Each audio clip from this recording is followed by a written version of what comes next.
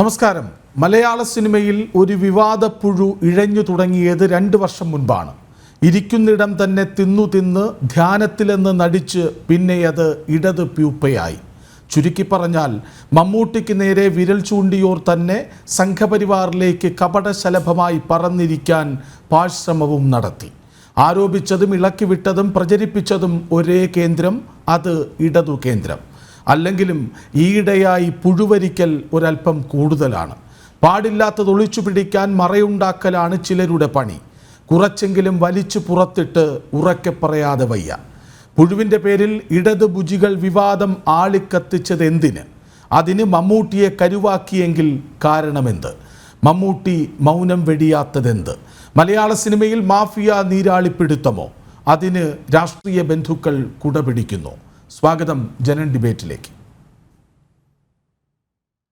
ഇന്നത്തെ ചർച്ചയിൽ ഹിന്ദു ഐക്യവേദി സംസ്ഥാന ജനറൽ സെക്രട്ടറി RV ബാബു, സംവാദകൻ ശ്രീജിത്ത് പണിക്കർ, പരാതിക്കാരൻ ഷർഷാദ്, സിനിമാ സംവിധായകൻ ജോസ് തോമസ്, ഇടതു നിരീക്ഷകൻ ഡോക്ടർ B ജയരാജ് എന്നിവരൊപ്പം ചേരും. ആദ്യം RV ബാബുവിലേക്ക്. ശ്രീ RV ബാബു, മലയാള സിനിമയിൽ പുതിയ സാഹചര്യങ്ങളുടെ പശ്ചാത്തലത്തിൽ സംഭവിക്കുന്നത് എന്ത്? മലയാള സിനിമയെ സംബന്ധിച്ച് കഴിഞ്ഞ കുറച്ച് വർഷങ്ങളായിട്ട് നിലനിൽക്കുന്ന ചില സംഭവ വികാസങ്ങൾ, അത് ഏറെ ചർച്ച ചെയ്യപ്പെട്ട സംഭവ വികാസങ്ങളാണ്. നമുക്കെല്ലാവർക്കും അറിയാം. വർഷങ്ങൾക്ക് മുമ്പ് ഞാൻ മാധ്യമം ആഴ്ചപ്പതിപ്പിൽ ഒരു ലേഖനം വായിച്ചത് ഞാൻ ഓർക്കുന്നുണ്ട്. ഒരു 6-7 വർഷങ്ങൾക്ക് മുൻപാണ്. അന്ന് മാധ്യമം ആഴ്ചപ്പതിപ്പ് കൊണ്ടുവന്ന വാർത്ത, അല്ലെങ്കിൽ ആ ലേഖനത്തിൽ അവർ പറഞ്ഞത്, കേരളത്തിലെ സാംസ്കാരിക രംഗം സംഘപരിവാർ കീഴടക്കിയിരിക്കുന്നു എന്നാണ്. കേരളത്തിലെ സാംസ്കാരിക രംഗം സംഘപരിവാർ കീഴടക്കിയിരിക്കുന്നു എന്ന് അവർ പറയുന്നതിൻ്റെ കാരണമായിട്ട് ചൂണ്ടിക്കാണിച്ചത്, സാംസ്കാരിക മേഖലയിൽ വലിയ തോതിലുള്ള മേധാവിത്വം സംഘപരിവാർ പുലർത്തുന്നു. അത് സിനിമ, നാടകം, സാഹിത്യം, എന്തിന് അവർ മലയാള കലണ്ടർ, നമ്മുടെ മാതൃഭൂമി, മനോരമ തുടങ്ങിയിട്ടുള്ള കലണ്ടറുകൾ എടുത്ത് ഉദ്ധരിച്ചുകൊണ്ട് അവർ പറഞ്ഞത്, ഈ ഓരോ ദിവസവും ഹിന്ദുത്വ സാംസ്കാരിക സംഭവങ്ങളെ കൊണ്ട് നിറഞ്ഞിരിക്കുന്നു കലണ്ടർ. അപ്പോൾ ഒരു വർഷം മുഴുവൻ പരിശോധിക്കുമ്പോൾ ഹിന്ദു സാംസ്കാരിക സംഭവങ്ങൾ മാത്രം ഉള്ള ഒരു വർഷമായിട്ട് അതിനെ അടയാളപ്പെടുത്തുന്നു. ഒരു സാംസ്കാരിക മേധാവിത്വം, ഹൈന്ദവ സാംസ്കാരിക മേധാവിത്വം കൊണ്ട് കേരളത്തെ അവർ പിടിച്ചടക്കിയിരിക്കുകയാണ് എന്ന ഒരു ആരോപണം അവർ ഉയർത്തുമ്പോൾ, അവർ അതോടൊപ്പം മുഖ്യമായും ചൂണ്ടിക്കാണിച്ച ഒരു വസ്തുത, കേരളത്തിലെ സിനിമാ മേഖലയിൽ ഹൈന്ദവതയ്ക്ക് ഉള്ള ഒരു സ്വാധീനവും അത് ഉയർത്തിക്കൊണ്ടുവരുന്ന ഒരു സവർണ മേധാവിത്വത്തിൻ്റെ പരിപ്രേക്ഷ്യവുമാണ്. അതെന്താണെന്ന് വെച്ചാൽ, ഇപ്പോൾ ആ കാലഘട്ടത്തിലാണ് ദേവാസുരം സിനിമ, അതേപോലെ തുടർന്ന് ഒരുപാട്, ഇപ്പോൾ ധ്രുവം പോലുള്ള സിനിമകൾ, ഇങ്ങനെ ഒരുപാട് സിനിമകൾ വരെയുണ്ടായി. ആ സിനിമകളിലൊക്കെ കഥാപാത്രങ്ങൾ, ഇപ്പോൾ ദേവാസുരം നീലകണ്ഠൻ, മംഗലശ്ശേരി നീലകണ്ഠൻ, പിന്നീട് ധ്രുവത്തിലാണെങ്കിൽ നരസിംഹ മന്നാടിയാർ, ഇങ്ങനെയുള്ള കഥാപാത്രങ്ങൾ. പിന്നീട് നമ്മൾ കണ്ടിട്ടുണ്ട് ഇന്ദുചൂടൻ, അതേപോലെ ഉള്ള കഥാപാത്രം ജഗന്നാഥൻ. ഇങ്ങനെയുള്ള ഒരു ഹൈന്ദവ വീരതയുടെ അല്ലെങ്കിൽ പൗരുഷത്തിൻ്റെ ചില പ്രതിബിംബങ്ങളെ കേരളത്തിൻ്റെ സാമൂഹ്യ മണ്ഡലത്തിൽ അവതരിപ്പിച്ചുകൊണ്ട് സാംസ്കാരിക രംഗത്ത് ഹൈന്ദവതയ്ക്ക് വലിയ തോതിലുള്ള മുന്നേറ്റം ഉണ്ടാക്കി കൊടുക്കുന്നതിൽ ഈ സിനിമകൾ വഹിക്കുന്ന പങ്കിനെ കുറിച്ചൊക്കെ ആശങ്കപ്പെട്ടുകൊണ്ട് മാധ്യമം എഴുതുകയുണ്ടായി. ഇതിനൊരു പരിഹാരം കണ്ടെത്തേണ്ടതുണ്ട് എന്ന് അവർ പറയുകയുണ്ടായി. ആ പരിഹാരമാണ് ജമാഅത്തെ ഇസ്ലാമിയുടെ നേതൃത്വത്തിൽ യഥാർത്ഥത്തിൽ പിന്നീട് കേരളത്തിൽ സിനിമാ രംഗത്തുണ്ടായ ഒരു ഷിഫ്റ്റ് എന്ന് വേണം കണക്കാക്കാൻ. അതിനവർ വൈദേശികമായിട്ടുള്ള പണം ഒരുപാട് ഉപയോഗിച്ചിട്ടുണ്ട്. വിദേശത്ത് നിന്ന് ഒരുപാട് ഫണ്ട് അതിലേക്ക് ഒഴുകിയത്, അതൊക്കെ നമ്മുടെ ചർച്ചയിൽ പിന്നീട് നമുക്ക് ഉയർന്നു വരും. നമുക്കറിയാം, കഴിഞ്ഞ വർഷമാണ് 25 കോടി രൂപ ഒരു നിർമ്മാതാവ് പിഴ അടച്ചത്.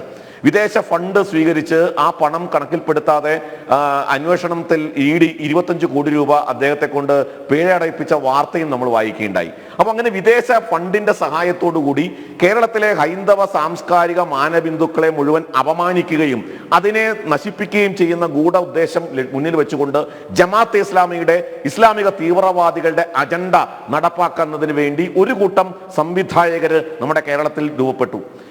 ഞാൻ അവരുടെ പേരൊന്നും പറയുന്നില്ല, നമുക്ക് എല്ലാവർക്കും അറിയാം. അവരെ മട്ടാഞ്ചേരി മാഫിയ എന്നോ കൊച്ചി മാഫിയ എന്നോ ഒക്കെ പറഞ്ഞിട്ടാണ് നമ്മുടെ സമൂഹത്തിൽ ഇപ്പോൾ അവരറിയപ്പെടുന്നത്. അത്തരം ആളുകൾ ചില സിനിമകൾ രംഗത്ത് കൊണ്ടുവന്നു. ആ സിനിമകളിൽ പെട്ടതാണ് ഇപ്പോൾ ഉണ്ടയായാലും പുഴുവായാലും ഒക്കെ അത്തരം മാഫിയകൾ രൂപപ്പെടുത്തിയ സിനിമയാണ്. ആ സിനിമകൾക്ക് ഒരു ഉദ്ദേശമുണ്ടായിരുന്നു, ആ സിനിമകൾക്ക് ഒരു ലക്ഷ്യമുണ്ടായിരുന്നു. ആ ലക്ഷ്യം കേരളത്തില് ഈ പറഞ്ഞ പോലുള്ള ഒരു സാംസ്കാരിക ആ ഒരു മാനബിന്ദുക്കൾ ആയിട്ട് ഉയർത്തിപ്പിടിച്ചതിനെയൊക്കെ ഇല്ലാതാക്കി ഒരു ഹൈന്ദവ മേധാവിത്വം ഈ മേഖലയിൽ നിന്നൊക്കെ ഇല്ലാതാക്കുക എന്ന അവരുടെ ഒരു ഒരു വ്യാഖ്യാനമാണ് ഇതൊക്കെ. അപ്പോൾ അതില്ലാതാക്കാൻ വേണ്ടിയുള്ള ഒരു ആസൂത്രിതമായ ശ്രമം, അതിൻ്റെ നടപ്പാക്കലാണ് യഥാർത്ഥത്തിൽ ഈ സിനിമകളൊക്കെ. അപ്പോൾ അതുകൊണ്ട് ഈ സിനിമകൾക്ക് പുഴുവായാലും ഉണ്ടയായാലും അൻവറായാലും ജനഗണമനയായാലും ദ ഗ്രേറ്റ് ഇന്ത്യൻ കിച്ചൺ ആയാലും ഇതേപോലുള്ള സിനിമകൾക്ക് ഒരു ലക്ഷ്യമുണ്ട്. ആ ലക്ഷ്യം ഹൈന്ദവ മാനബിന്ദുക്കളെയും സംസ്കാരത്തെയും നശിപ്പിക്കുക, ഹിന്ദു സമൂഹത്തെ വിഘടിപ്പിക്കുക, ഹിന്ദു സമൂഹത്തിന്റെ ചെറിയ ചെറിയ പോരായ്മകളെ ഊതിപ്പെരിപ്പിച്ച് അതിനെ വലിയ തോതിൽ ഭീമാകാരമായ ഒരു പ്രശ്നമായിട്ട് അവതരിപ്പിക്കുക, അതിലൂടെ തങ്ങളുടെ ബൗദ്ധിക അജണ്ട നടപ്പാക്കുക എന്ന ആ ലക്ഷ്യമാണ് ഇത്തരം സാഹിത്യ പ്രവർത്തനങ്ങളിലൂടെ മുഴുവൻ സാംസ്കാരിക രംഗത്തെ ഇടപെടലിലൂടെ മുഴുവൻ ഇവർ ലക്ഷ്യം വെച്ചത്. അതിന് അറിഞ്ഞോ അറിയാതെയോ മമ്മൂട്ടി അടക്കം കൂട്ടുനിന്നിട്ടുണ്ടോ നമുക്കറിഞ്ഞുകൂടാ. മമ്മൂട്ടിയെ പോലെ മഹാനായിട്ടുള്ള ഒരു നടൻ അതിന് കൂട്ടുനിൽക്കുമെന്ന് ഞാൻ വിചാരിക്കുന്നില്ല. പക്ഷെ അദ്ദേഹമാണ് ആ കാര്യം വ്യക്തമാക്കേണ്ടത്. അദ്ദേഹം ഈ കാര്യത്തില് അദ്ദേഹത്തിനെതിരെ പരാതി ഉന്നയിച്ചിടത്തോളം കാലം അദ്ദേഹത്തിന്റെ മൗനം സൂചിപ്പിക്കുന്നത് മറ്റൊന്നാണ്. അല്ല, നമുക്ക് അങ്ങനെ വേണമല്ലോ കരുതാൻ. മമ്മൂട്ടിയെ നമുക്ക് ആർക്കും വന്ന് ന്യായീകരിക്കേണ്ട കാര്യമില്ല. മമ്മൂട്ടി കേരള മണ്ഡലത്തിൽ അല്ലെങ്കിൽ പൊതുരംഗത്ത് തുറന്നൊരു പുസ്തകം തന്നെയാണെന്നാണ് നമ്മുടെ വിചാരം. നമ്മളെല്ലാവരും അങ്ങനെയാണ് കണ്ടിട്ടുള്ളത്. മമ്മൂട്ടിയിൽ നിന്ന് ഇത്തരത്തിലുള്ള ഒരു നടപടി ഉണ്ടായി എന്ന് ആരോപിച്ചിട്ടുള്ളത് ഈ ഒരു അദ്ദേഹത്തിന്റെ ചിത്രമെടുത്ത സംവിധായകയുടെ ഭർത്താവാണ്.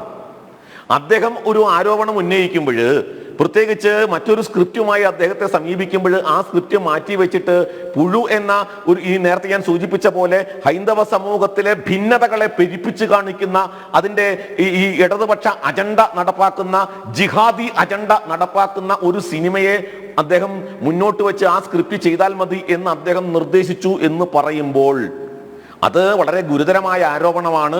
ആ ആരോപണത്തിൽ നിന്ന് പുറത്തു വരേണ്ടത് മമ്മൂട്ടി തന്നെയാണ്. ഞാനിപ്പോഴും വിശ്വസിക്കുന്നില്ല മമ്മൂട്ടി അങ്ങനെ ചെയ്യും എന്ന്. ഞാനിപ്പോഴും വിശ്വസിക്കുന്നില്ല. മമ്മൂട്ടിയെ പോലുള്ളൊരു നടനിൽ നിന്ന് നമ്മളാരും അത് പ്രതീക്ഷിക്കുന്നില്ല. പക്ഷേ സീസർ സംശയാതീതമായിരിക്കണമെങ്കിൽ അദ്ദേഹം തന്നെ അത് വ്യക്തമാക്കേണ്ടതുണ്ട്. അദ്ദേഹത്തിന്റെ മൗനം അത് വളരെ ഗുരുതരമായ സ്ഥിതിവിശേഷം സാംസ്കാരിക രംഗത്ത് സിനിമാ മേഖലയിൽ സൃഷ്ടിച്ചിരിക്കുന്നു എന്ന് പറയാതിരിക്കാൻ നിവൃത്തിയില്ല. ശ്രീകൃഷ്ണരാജ്.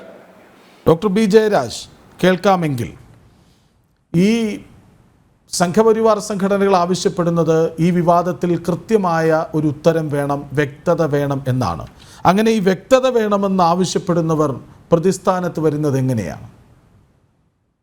ഇതിനകത്ത് നമ്മൾ ആദ്യം പരിശോധിക്കേണ്ടത് കഴിഞ്ഞ ഒരു വർഷത്തിനിടയ്ക്ക് ദേശീയ തലത്തിൽ ഇത്തരത്തിലുള്ള ഹിന്ദു റിവൈവൽസത്തിന് വേണ്ടിയിട്ട്, റിവൈവൽസം എന്ന് പറയാൻ പറ്റത്തില്ല, ഹിന്ദുത്വ അജണ്ട നടപ്പിലാക്കാൻ വേണ്ടിയിട്ട് പാസ്സാക്കിയിട്ടുള്ള എത്ര കോടിയുടെ പ്രോജക്റ്റുകളാണ്. ഏതാണ്ട് 140 150 കോടിയുടെ അധികം പ്രോജക്റ്റുകളാണ് പല ഭാഷകളിലായി ചെലവാക്കിയത്. എത്ര രാമായണങ്ങൾ ഇറങ്ങി, എത്ര ഹനുമാൻ സിനിമകൾ ഇറങ്ങി, എന്തിന് RRR പോലുള്ള പടത്തിന്റെ അവസാനം കാണിക്കുന്നത് എന്താണ്? അപ്പൊ അതിനെക്കുറിച്ചൊന്നും ആരും ചർച്ച ചെയ്യുന്നില്ല, അതിനെക്കുറിച്ചൊന്നും ആരും അറിയുന്നില്ലെന്നാണ്. ചർച്ച ചെയ്തതല്ലേ, പലവട്ടം ചർച്ച ചെയ്തുവല്ലോ. ഹിന്ദുത്വവാദികൾ ശ്രമിക്കുന്നത്.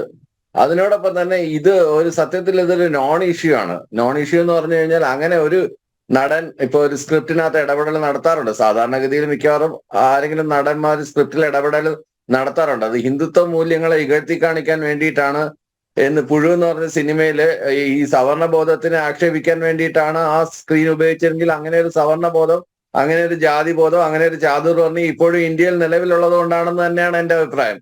അതിനകത്ത് യാതൊരു അഭിപ്രായമില്ല. അതിനകത്ത് മനുവാദികൾ തന്നെയാണ് ഹിന്ദുത്വവാദികൾ. അതിനകത്ത് യാതൊരു സംശയവും പുലർത്തണമെന്ന കാര്യമില്ല. വർഷങ്ങളായിട്ട് ഞാനൊക്കെ കുട്ടിക്കാലം തൊട്ടേ കണ്ടുകൊണ്ടിരിക്കുന്ന മിക്കവാറും സിനിമകളിലെ വില്ലൻ കഥാപാത്രങ്ങൾ, ഏറ്റവും പ്രശസ്തമായിട്ടുള്ള മലയാള സിനിമകളിലെ എല്ലാ വില്ലൻ കഥാപാത്രങ്ങളും മുസ്ലിം നാമധാരികളായത് വെറുതെ ഒന്നുമല്ല. അതുപോലെ മുസ്ലിം അല്ലെങ്കിൽ ക്രിസ്ത്യൻ നാമധാരികളാണ്. അതിനെക്കുറിച്ച് ആരും ഒന്നും അന്ന് പറയുന്നില്ലായിരുന്നല്ലോ. ഇപ്പോൾ ഇത്തരം ഒരു പരാമർശം ഉണ്ടായപ്പോൾ ഒരു സിനിമയെ കുറിച്ച് ഒരു സംവിധായകയുടെ ഭർത്താവ്, എനിക്ക് തോന്നുന്നു ആ ഒരു ചർച്ച മൊത്തം ശ്രദ്ധ ആകർഷിക്കാൻ വേണ്ടി ഇനി ഷാജൻ സ്കറിയ സ്ക്രിപ്റ്റ് ഉണ്ടാക്കിയ ഒരു ആരോപണമാണോ എന്ന് തന്നെ അദ്ദേഹം തന്നെ പറയട്ടെ. ശ്രീ ഷെർഷാദ്, അതായത് കഴിഞ്ഞ കുറച്ച് ദിവസങ്ങളായി ഈ പുഴുവിനെ ചൊല്ലിയുള്ള വിവാദം തുടങ്ങി വച്ചത് അങ്ങാണ്. ഇന്നലെ ജനം TV യുടെ ഡിബേറ്റിൽ പങ്കെടുത്ത് കൂടുതൽ കാര്യങ്ങൾ പറഞ്ഞിരുന്നു, വെളിപ്പെടുത്തിയിരുന്നു. ഇന്ന് അധികമായി ഒരു രാത്രി പിന്നിട്ട് ഒരു പകൽ പിന്നിടുമ്പോൾ ഈ രാത്രിയിൽ അധികമായി ഈ വിവാദത്തിൽ പറയാനുള്ളത് എന്താണ്? ഞാൻ മറുനാടനായിട്ട് നടത്തിയിരിക്കുന്ന എൻ്റെ ഇന്റർവ്യൂവിൻ്റെ അകത്ത് ഈ പുഴു എന്ന് പറയുന്ന സബ്ജക്റ്റും ഈ മമ്മൂട്ടി ആ സബ്ജക്റ്റിനെ സപ്പോർട്ട് ചെയ്തു എന്നുള്ളത് വെറും ഒരു 5 മുതൽ 6 മിനിറ്റ് വരെ ദൈർഘ്യമുള്ള ഒരു വീഡിയോ ആണ്. അത് ഒരു 3 മണിക്കൂറുള്ള 3 എപ്പിസോഡ്, ഓൾമോസ്റ്റ് ഓരോ എപ്പിസോഡും ഓരോ മണിക്കൂറിന്റെ അടുത്തുണ്ട് ഏകദേശം. അതിനകത്ത് മൊത്തം ഞാൻ ടാർഗറ്റ് ചെയ്ത് പറയുന്നത് എൻ്റെ ജീവിതത്തിൽ ഒരു CPM അനുഭാവിയിൽ നിന്ന് നേരിട്ട ഒരു പ്രശ്നങ്ങളെ പറ്റിയിട്ടാണ്. അവൻ ഏതൊക്കെ രീതിയിൽ എൻ്റെ ജീവിതത്തിൽ വന്ന് ഇടപെട്ടു, എങ്ങനെയൊക്കെ എൻ്റെ സിസ്റ്റംസ് ഉപയോഗിച്ച് എൻ്റെ ബിസിനസ്സും എൻ്റെ ഫാമിലിയും എങ്ങനെയൊക്കെ തകർക്കപ്പെട്ടു എന്നുള്ളതാണ് ഞാൻ മെയിനായിട്ട് അതിൽ ഹൈലൈറ്റ് ചെയ്യുന്നത്. അതിനകത്ത് ഈ പുഴു എന്നുള്ള സബ്ജക്റ്റ് കയറി വന്നതാണ്. പക്ഷെ യാദർശികമായിട്ട് എന്താ സംഭവിച്ചിരിക്കുന്നത് വെച്ച് കഴിഞ്ഞാൽ അത് വളച്ചൊടിച്ച് ഞാൻ മമ്മൂട്ടിക്കെതിരാണ്, അല്ലെ മലയാള സിനിമയ്ക്കെതിരാണ്, ആ സബ്ജക്റ്റിനെതിരാണ് എന്നുള്ള രീതിയിൽ ഞാൻ ഇന്നലെ അത് വളരെ വ്യക്തമായിട്ട് ഇന്നലെ പറഞ്ഞതാണ്. എൻ്റെ ഡിബേറ്റിൽ ഞാൻ പറഞ്ഞതാണ്, ഇന്നലത്തെ ചർച്ചയിൽ പറഞ്ഞതാണ്. അപ്പൊ എനിക്ക് ഇപ്പോഴും പറയാനുള്ളത് എൻ്റെ സബ്ജക്റ്റ് അതല്ല.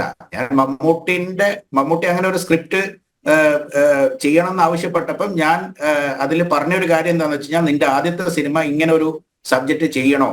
അപ്പം അവരുടെ കയ്യിലുള്ള സബ്ജക്റ്റ് അന്നേരം ചെയ്യാനുള്ള പ്രാക്ടിക്കൽ ഡിഫിക്കൽട്ടീസ് ഉണ്ട്. കാരണം എന്ന് വെച്ച് കഴിഞ്ഞാൽ അപ്പം കോവിഡ് വാക്സിൻ ഇറങ്ങിയിട്ടില്ല, ആ ഒരു സമയമായിരുന്നു. അപ്പോൾ ഒരു ഇൻ ഹൗസിൽ ചെയ്യാൻ പറ്റുന്ന വളരെ ചുരുക്കിയിട്ടുള്ള ഒരു സബ്ജക്ട് ചെയ്യുക, ആ ഡേറ്റ് നഷ്ടപ്പെടാതിരിക്കാൻ വേണ്ടിയിട്ട്. അപ്പൊ അങ്ങനെ അത് ചെയ്തു എന്ന് മാത്രമേ ഉള്ളൂ. അതിനകത്ത് ഞാൻ ആ സബ്ജക്റ്റിനെ എതിർത്തിട്ടില്ല. ആ സബ്ജക്ട് നിർബന്ധപൂർവ്വം ചെയ്യേണ്ടത് വന്നു. കാരണം അല്ലെങ്കിൽ ഡേറ്റ് നഷ്ടപ്പെടും. ആ ഡേറ്റ് നഷ്ടപ്പെട്ട് കഴിഞ്ഞാൽ പിന്നീട് ചിലപ്പോൾ ഒരു ഡേറ്റ് കിട്ടൽ വളരെ പ്രയാസമായിരിക്കും. കോവിഡിന്റെ വാക്സിൻ ഇറങ്ങി എന്നാണ് ഇനി ഇതൊക്കെ സംഭവിക്കുന്നതെന്ന് ഒരു ഐഡിയയും ആർക്കും ഇല്ലാത്തൊരു കാലഘട്ടമായിരുന്നു അത്. ഓക്കെ, പക്ഷേ അത് മാറ്റിവെച്ചും കൊണ്ട് ആ ഇന്റർവ്യൂ 3 മണിക്കൂറോളമുള്ള ഇന്റർവ്യൂവിൽ ഒരു 90% സബ്ജക്ട് പറയുന്നത് കാര്യങ്ങൾ അതിനകത്ത് ഞാൻ CPM-ന്റെ പല നേതാക്കന്മാരെ ആരോപിച്ചിട്ടുണ്ട്. ഇവന്റെ ഫണ്ട് ട്രാൻസാക്ഷനെ പറ്റിയിട്ട് ആരോപിച്ചിട്ടുണ്ട്. ഈ പുള്ളി 2016 വരെ ആരായിരുന്നു എന്നുള്ള കാര്യങ്ങൾ പറയുന്നുണ്ട്. അവിടുന്ന് ഇങ്ങോട്ട് ഇത്രയും കോടികൾ എനിക്ക് ഈ സിനിമയിൽ ഇൻവെസ്റ്റ് ചെയ്യാൻ വേണ്ടിയിട്ട് എവിടുന്ന് കിട്ടി എന്നുള്ള കാര്യങ്ങൾ ഞാൻ പറയുന്നുണ്ട്. അതോടനുബന്ധപ്പെട്ടിട്ട് അവനെ സപ്പോർട്ട് ചെയ്തുകൊണ്ട് വന്നിരിക്കുന്ന PV അൻവറിനെ പോലത്തെ കാര്യങ്ങൾ വന്നിട്ട് ഞാൻ ഇന്നലെ പറഞ്ഞിട്ടുണ്ട്. അപ്പൊ ഇപ്പോഴും വീണ്ടും നിങ്ങൾ ചർച്ച ചെയ്യുന്നത് വീണ്ടും ചർച്ച ചെയ്യുന്നതല്ല, ആമുഖമായി അങ്ങനെ പറഞ്ഞു എന്നേയുള്ളൂ. ഒരിടവേള കഴിഞ്ഞു വന്ന് നമുക്ക് ഈ ചർച്ചയിൽ യഥാർത്ഥ വിഷയത്തിലേക്ക് പോകേണ്ടതുണ്ട്. കാരണം ഇതിന് പിന്നിലെ രാഷ്ട്രീയ ബന്ധങ്ങൾ എന്താണ്, അങ്ങയുടെ ജീവിതം തകർത്ത ആൾ ഏത് വഴിയിൽ വന്ന് പ്രത്യക്ഷപ്പെട്ടതാണൊക്കെ നമുക്ക് ചർച്ച ചെയ്യാം ഒരിടവേള കഴിഞ്ഞ്.